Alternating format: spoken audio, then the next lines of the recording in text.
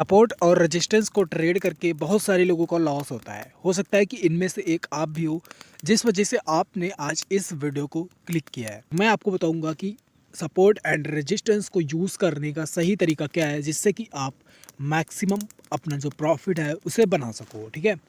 और काफ़ी सारे लोग जो जिन्होंने सपोर्ट एंड रेजिस्टेंस को ट्रेड करके ट्रेडिंग में लॉस किया है, वो भी अब इन बातों का ध्यान रखें, जिससे कि उनका जो लॉस है वो मिनिमाइज़ हो सके और जो प्रॉफिट है वो मैक्सिमाइज़ हो सके। मेरा नाम है आदित्य, और अगर आपको ये वीडियो थोड़ी सी भी इंफॉर्मेटिव लगे या फिर आपको पसंद आए, तो आप इस चैनल को सब्सक्राइब कर सकते हो एंड नोटिफिकेशन बिल को ऑल पर क्लिक कर देना, जिससे कि आगे आने वाली वीडियो की नोटिफिकेशन सबसे पहले आपके पास पहुँचे। और इसको हम डायरेक्ट चार्ट पर ही सीखेंगे, जिससे कि आपको भी क्लैरिटी हो कि हम इसे कैसे यूज़ करते हैं अपने टेक्निकल एनालिसिस में। ठीक है।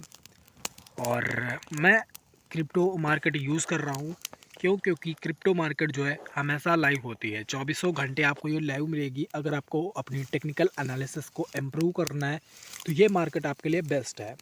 एंड मेरी कोई रिकमेंडेशन नहीं है, बट आप कर सकते हो। ठीक है। तो गाइज़, यहाँ पर आप देख सकते हो कि मैंने ये वाला कल एक ट्रेड अपना जो है वो पकड़ा था, और मुझे यहाँ पर 1:2 से भी ज़्यादा का प्रॉफिट हुआ, जो कि अच्छा रिस्क रिवॉर्ड रेशियो है। और उसके बाद यहाँ पर आप देख सकते हो कि मेरा जो ट्रेड है, ट्रेड करने का मेरा लॉजिक क्या था। सिंपल सा लॉजिक था। देखो मार्केट जो है, मैं आपको कहाँ से स्टार्ट करता हूँ, तो यहाँ से मैं स्टार्ट करता हूँ। देखिए, मार्केट जो है यहाँ तक नीचे आई। ठीक है। उसके बाद जो मार्केट है वो ऊपर गई, एंड मार्केट नीचे आती है, फिर से मार्केट जो है ऊपर जाती है। अब जब मार्केट इसको टच करती है, ठीक है, इस पॉइंट को, ये जो लेवल है इसको मार्केट टच करती है। अब हमें दो स्विंग मिल गए, ऊपर और नीचे। एक स्विंग ये, एक स्विंग ये। ठीक है। अब उसके बाद नीचे एक स्विंग ये, एक स्विंग ये।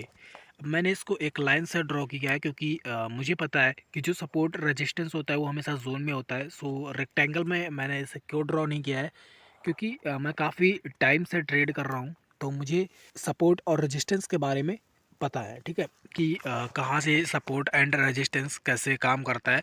जैसे कि अगर मैं यहाँ से एक स्ट्रेट लाइन को ड्रॉ कर दूँ, ठीक है, तो आपको लगेगा कि ये जो स्विंग है ये इसके नीचे है, ये स्विंग इसके नीचे है। बट लगभग में ये सारे स्विंग जो हैं वो सेम है, क्योंकि मार्केट हमेशा जोन में होती है। एंड जो भी सपोर्ट रेजिस्टेंस ट्रेंड लाइंस ये सारे हमेशा एक जोन में चलते हैं। दैट्स वाई तुमको यहाँ पर दिख रहा होगा कि ये जो ट्रेंड लाइन है इसके नीचे मार्केट यहाँ तक चली गई, एंड फिर से मार्केट जो है ऊपर जाती है। एंड यहाँ पर भी आपको दिख रहा होगा कि मार्केट जो है इसके थोड़ा सा नीचे आई एंड फिर से ऊपर गई। अब जब ये मुझे दो स्विंग यहाँ पर मिले, और एक और दो दो स्विंग ऊपर मिले, ठीक है, मैंने यहाँ से एक सिंपल सी लाइन को ड्रॉ किया, जिसे हम सपोर्ट बोलेंगे, और ये एक ट्रेंड लाइन आप बोल सकते हो इसको। और मैंने इसको भी ड्रॉ किया, ये यहाँ पर रेजिस्टेंस के जैसा वर्क करेगी। ठीक है। अब जब मार्केट जो है इसको टच करती है, एंड ये जो स्विंग है, एक्चुअल में ये जो स्विंग है ये पूरा यहाँ पर बनता है, और उसके बाद मार्केट जो है इस सपोर्ट एरिया को टच करती है। ठीक है। तो हमारी जो एंट्री होगी, एंट्री हमारी इस कैंडल के ओपनिंग पर होगी। ठीक है, रेड वाली। क्यों? क्योंकि मैं आपको थोड़ा सा जूम करके दिखाता हूँ, जिससे कि आपको क्लैरिटी हो सके। ठीक है। यहाँ पर आपको दिख रहा होगा कि एक बुलिश इंगल्फिंग कैंडलिस्टिक पैटर्न बनता है, एंड इसमें हमें कंफर्मेशन की भी ज़रूरत नहीं होती है। तो हमारी जो एंट्री होगी इस कैंडल के ओपनिंग पर होगी, और यहाँ पर हम अपना जो ट्रेड प्लान है उसे एग्जीक्यूट कर देंगे। ठीक है। अब यहाँ पर हमारा जो स्टॉप लॉस होगा, स्टॉप लॉस हमारा जस्ट इस कैंडल के लो का होगा, और टारगेट टारगेट हमारा ऊपर जो आपको दिख रहा है ये रेजिस्टेंस एरिया, ये हमारा टारगेट होगा। ठीक है। और यहाँ तक हमें अपना जो टारगेट है वो मिल जाता, और 1:2 का रिस्क रिवॉर्ड रेशियो है, जो कि बुरा नहीं है। ठीक है। अब इसको हम यहाँ से रिमूव करते हैं, जिससे कि आपको क्लियरली एकदम समझ में आ सके। अब यहाँ पर ये जो मार्केट है इसको टच करती है इस रेजिस्टेंस एरिया को। ठीक है। उसके बाद ये जो रेजिस्टेंस एरिया है, यहाँ पर हमको एक कैंडलिस्टिक देखने को मिलता है, जिसका नेम है बेरिश इंगल्फिंग कैंडलिस्टिक पैटर्न, और ये क्या था, बुलिश इंगल्फिंग कैंडलिस्टिक पैटर्न। ठीक है। दोनों में हमें आप कह सकते हो कि कन्फर्मेशन की ज़रूरत नहीं होती है। तो हमारी जो एंट्री होगी इस कैंडल के ओपनिंग पर होगी। आपको पता है कि रेड कैंडल ऊपर से ओपन होती है, तो हम यहाँ पर एंट्री करेंगे। ठीक है। हमारा जो स्टॉप लॉस होगा, स्टॉप लॉस इस कैंडल के हाई का होगा और टारगेट टारगेट हमारा ये सपोर्ट लेवल होगा। तो हमें यहाँ पर 1:4 के रिस्क रिवॉर्ड रेशियो से प्रॉफिट होगा।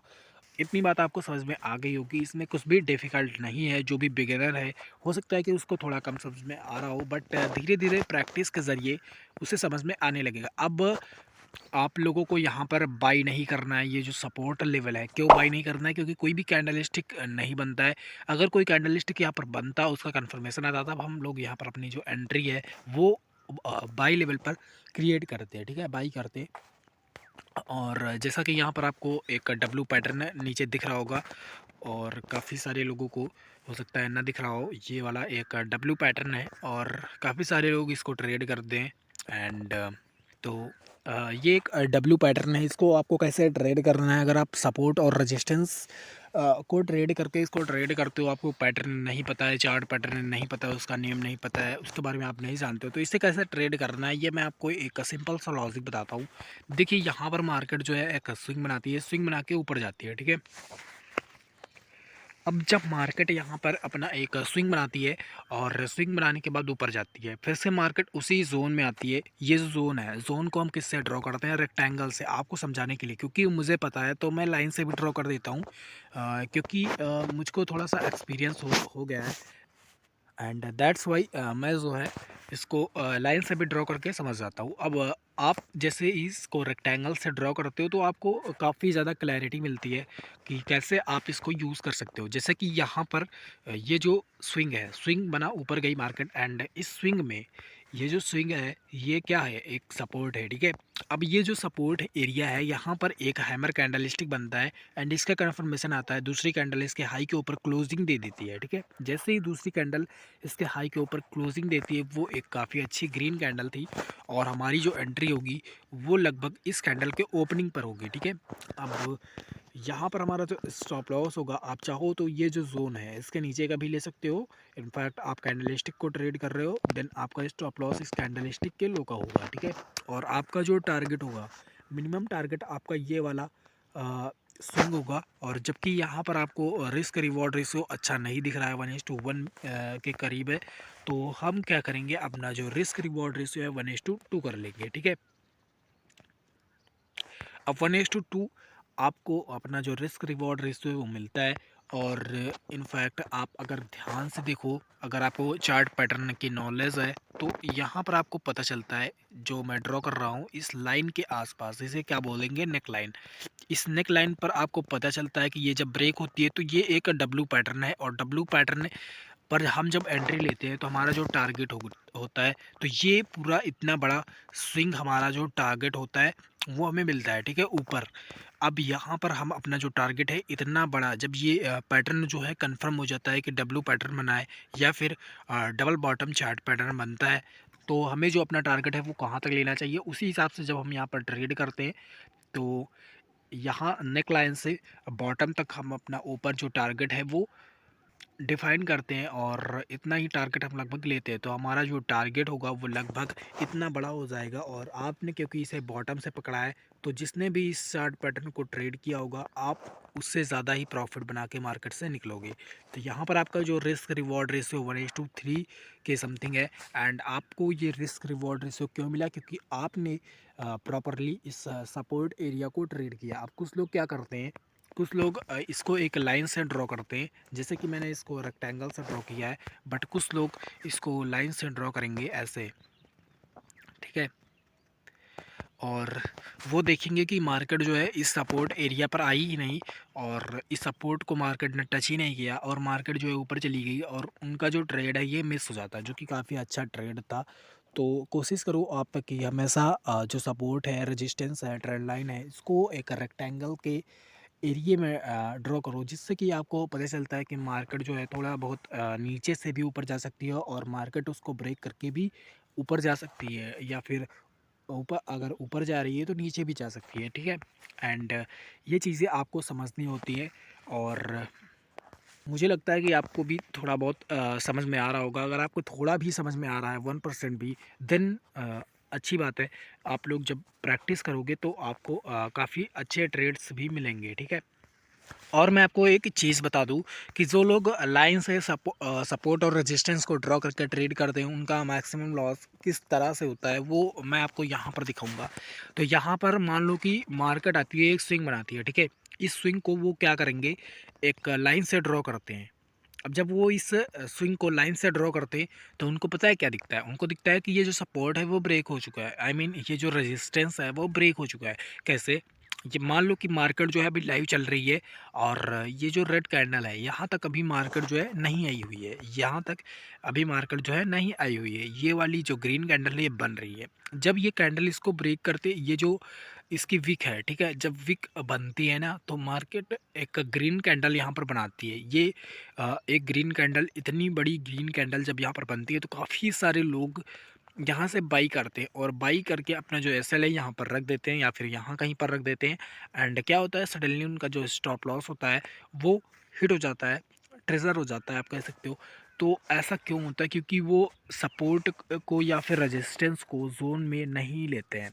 एंड लाइन से ड्रॉ करने का ये भी सबसे बड़ा नुकसान है। और अगर आप इसे एक रेक्टेंगल से ड्रॉ करते, रेक्टेंगल मतलब कि आप इसको एक जोन में मानते, ये आपका जोन है और इस जोन के बनने के बाद आप यहाँ पर अपनी जो एंट्री है, आई मीन जोन में मार्केट आने के बाद आप अपनी जो एंट्री है उसे प्लान करते और यहाँ पर एक ग्रीन कैंडल और रेड कैंडल बनती है। एंड अगर आप इन दोनों कैंडल्स को कंबाइन कर दो तो ओपन क्लोज यानी कि ये एक डोजी पैटर्न है और कंफर्मेशन हमें इस रेड वाली कैंडल पर आता है और ये एक पूरा डोजी है अगर हम दोनों कैंडल्स को कंबाइन करते हैं, ठीक है। अब यहाँ पर हमारी एंट्री होगी इस कैंडल के ओपनिंग पर और हमारा जो रिस्क रिवॉर्ड रेशियो होगा मिनिमम 1:2 का होगा और टारगेट आई मीन हमारा जो स्टॉप लॉस होगा इस कैंडल के हाई का होगा और टारगेट जैसा कि मैंने आपको बताया कि 1:2 का रिस्क रिवॉर्ड हमारा होगा, ठीक है। तो 1:2 हमें यहाँ पर लगभग मिल जाता और ये वाला जो ट्रेड है हम अच्छे से पकड़ पाते हैं। एंड अगर आप लाइन से इस रेजिस्टेंस एरिया को ड्रॉ करते तो हो सकता है कि आपका यहाँ पर लॉस होता है, स्टॉप लॉस आपका हिट हो जाता और आप डिप्रेशन में चले जाते या फिर आप सैड हो जाते हैं, ठीक है। तो ये कोई पॉइंट नहीं है कि सपोर्ट और रेजिस्टेंस काम नहीं करता है, क्योंकि काफ़ी सारे लोग सिर्फ सपोर्ट एंड रेजिस्टेंस से ट्रेड करते हैं एंड वो काफ़ी अच्छा पैसा बनाते हैं मार्केट से।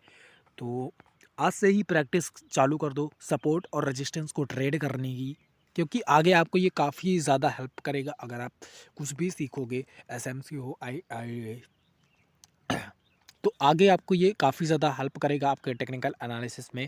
चाहे आप किसी कैंडलस्टिक को ट्रेड करते हो, चाहे आप किसी भी पैटर्न को ट्रेड करते हो, तो सपोर्ट रेजिस्टेंस आपको काफ़ी ज़्यादा मदद करता है। अगर आप इवन किसी इंडिकेटर को भी यूज़ करते हो तो सपोर्ट रेजिस्टेंस काफ़ी अच्छा आपको काम करता दिखेगा अगर आपको उसके बारे में नॉलेज है तब, ठीक है। और यहाँ पर आप देख सकते हो कि मैंने बिना इंडिकेटर के यहाँ पर आपको समझाया है कि कैसे आप ट्रेड ले सकते हो। एंड मैं मिलता हूँ आपको अगली वीडियो में। ऐसे इन्फॉर्मेटिव वीडियोस के लिए मुझे सब्सक्राइब कर लेना एंड नोटिफिकेशन बिल को ऑल पर क्लिक कर देना। वीडियो अगर अच्छी लगी हो तो वीडियो को लाइक कर देना, अपने दोस्तों में शेयर कर देना। एंड तब तक के लिए good luck and good trading.